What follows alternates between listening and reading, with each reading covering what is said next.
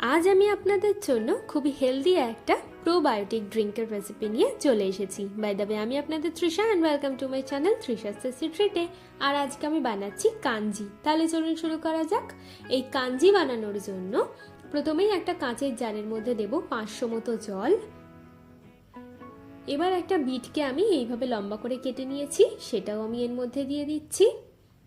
দিয়ে দেবো স্বাদ মতো নুন, হাফ চামচ মতো গোলমরিচের গুঁড়ো, 1 চামচ মতো হলুদ সর্ষের গুঁড়ো।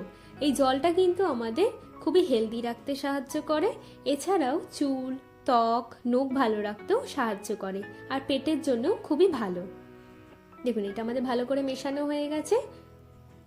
এবার একটা কাপড় আমি এইভাবে রেখে এটাকে বেঁধে দেবো, দিয়ে 2 থেকে 3 দিন আমি রোদে রেখে দেবো। আর প্রত্যেক দিন একবার করে এটাকে আপনারা ভালো করে মিশিয়ে নেবেন।